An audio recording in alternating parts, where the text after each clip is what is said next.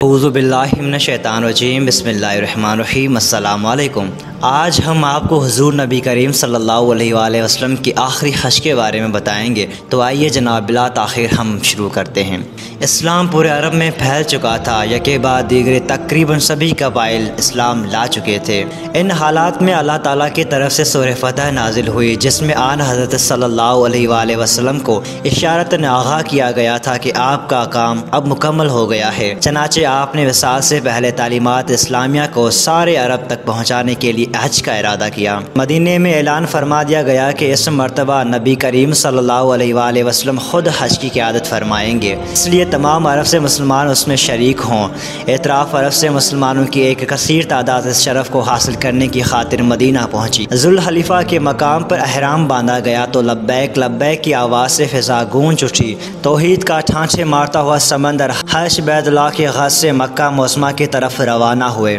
حضور نبی کریم صلی اللہ علیہ وآلہ وسلم نے ہر مرحلے کے مناسک سے مسلمانوں کو آگاہ کیا۔ حج کی رسومات میں سے جو مشرکانہ رسومات باقی تھی ختم کر دی گئی اور صدیوں کے بعد خالص ابراہیمی سنت کے مطابق فریضہ حج ادا کیا گیا۔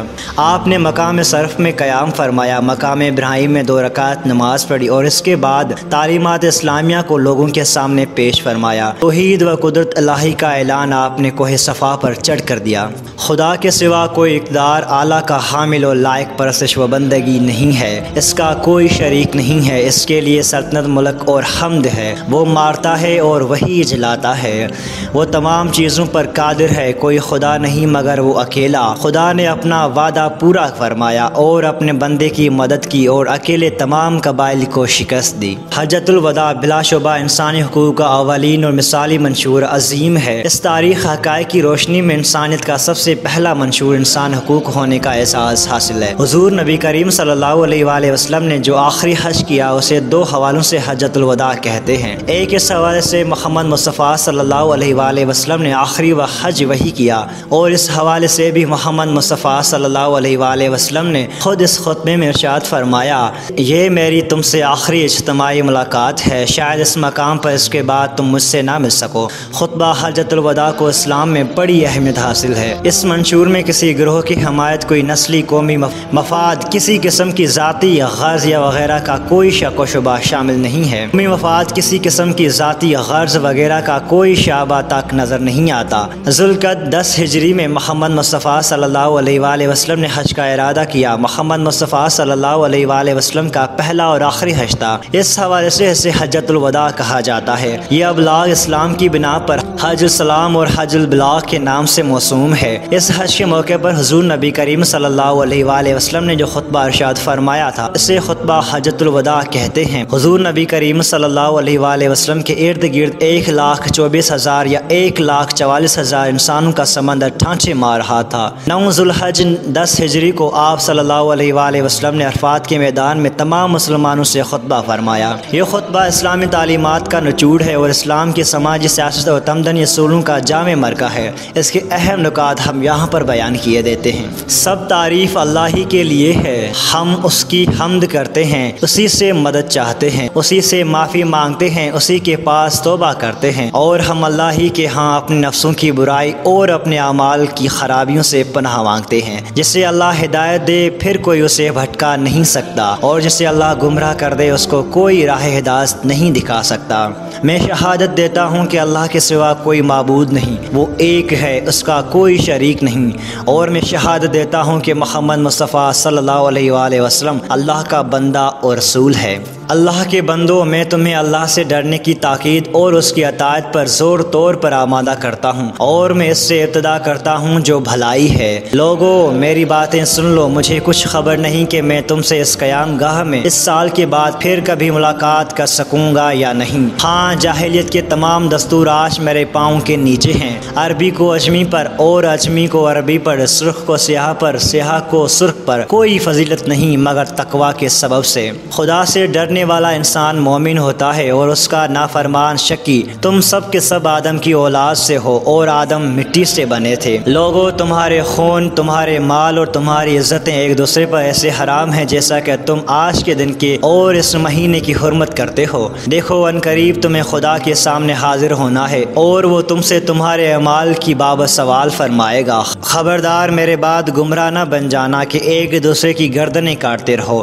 جاہلیت کے قتلوں کے تمام جھگڑے میں ملیا میٹ کرتا ہوں۔ پہلا خون جو باطل کیا جاتا ہے وہ ربیعہ بن حارث عبد المطلب کے بیٹے کا ہے۔ ربیعہ بن حارث آپ کا چچیرا بھائی تھا جس کے بیٹے عامر کو بنو بزیل نے قتل کر دیا تھا۔ اگر کسی کے پاس امانت ہو تو وہ اسے اسی کی مالک کو ادا کر دے، اور اگر سود ہو تو وہ موقوف کر دیا گیا ہے۔ ہاں تمہارا سرمایہ مل جائے گا، نہ تم ظلم کرو اور نہ تم پر ظلم کیا جائے گا۔ اللہ نے فیصلہ فرما دیا کہ سود ختم کر دیا گیا، اور سب سے پہلے میں عباس بن عبد المطلب کا سود باطل کرتا ہوں۔ لوگو تمہاری اس سرزمین میں شیطان اپنے پوجے جانے سے مایوس ہو گیا ہے، لیکن چھوٹے گناہوں میں اپنی اطاعت کیے جانے پر خوش ہے، اس لیے اپنا دین اس سے محفوظ رکھو۔ اللہ کے کتاب میں مہینوں کی تعداد اسی دن سے 12 ہے جب اللہ نے زمین و آسمان پیدا کیے تھے۔ ان میں سے 4 حرمت والے مہینے ہیں، 3 ذوالقعدہ، ذوالحج اور محرم لگاتار ہیں، اور رجب تنہا ہے۔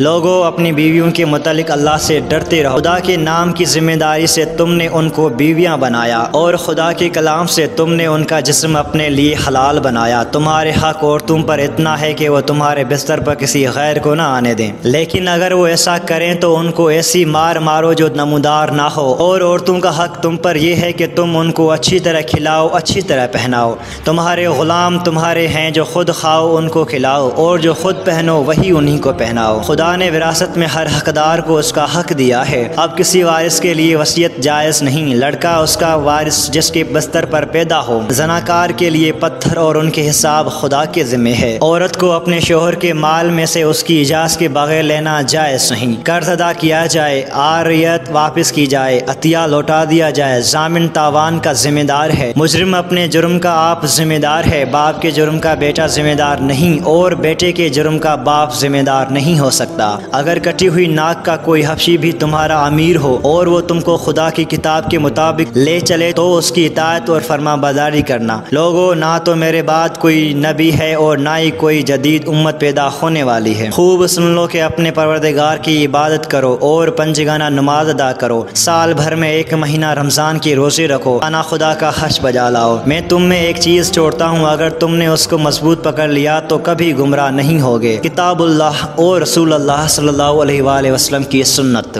اس جامع خطبے کے بعد آن حضرت صلی اللہ علیہ وآلہ وسلم نے مجمع سے خطاب کرتے ہوئے فرمایا، لوگوں قیامت کے دن خدا میرے نسبت پوچھے گا تو کیا جواب دو گے؟ صحابہ کرام نے عرض کی کہ ہم کہیں گے کہ آپ نے خدا کا پیغام پہنچا دیا اور اپنا فرض ادا کر دیا۔ آپ نے آسمان کی طرف انگلی اٹھائی اور فرمایا، اے خدا تو گواہ رہنا، اے خدا تو گواہ رہنا، اے خدا تو گواہ رہنا۔ اور اس کے بعد آپ نے ہدایت فرمائی، جو حاضر نہیں ہے ان تک بھی یہ پیغام پہنچا دو۔ کوہ صفا کے بعد آپ صلی اللہ علیہ وآلہ وسلم نے کوہ مروہ پر مناسک حج، طواف و سعی ادا کیے اور 8 ذوالحج کو مقام منی میں قیام فرمایا۔ یہ خطبہ تمام دینی تعلیمات کا نچوڑ ہے۔ اس کا نقطہ آغاز اللہ اور اس کے بندے کے درمیان صحیح تعلق کی وضاحت کرتا ہے اور بھلائی کی تلقین کرتا ہے۔ خطبہ حجۃ الوداع اسلام کی معاشرتی نظام کی بنیادیں مہیا کرتا ہے۔ معاشرتی مساوات، نسلی تفاخر کا خاتمہ، عورتوں کے حقوق، غلاموں کے ساتھ حسن سلوک، ایک دوسرے کے جان و مال اور عزت کا احترام، یہی وہ بنیادیں ہیں جن پر اسلام کا معاشرتی نظام ترتیب پاتا ہے۔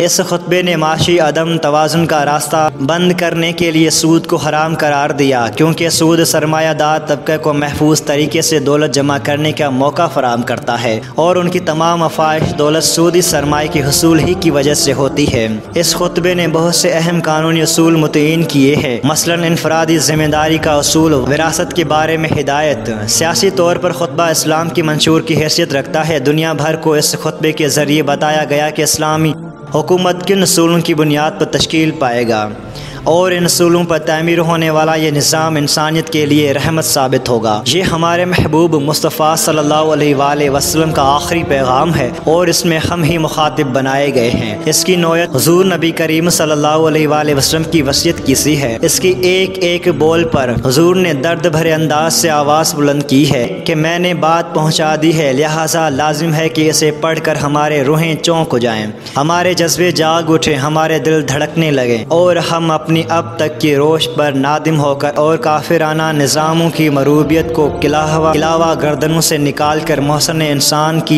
انسانیت کا دامن تھام لیں۔ اس لحاظ سے یہ ایک دعوت انقلاب ہے۔ جی ہاں جناب، یہ تھا حجۃ الوداع کا آخری خطبہ جو آپ نے ملاحظہ فرمایا۔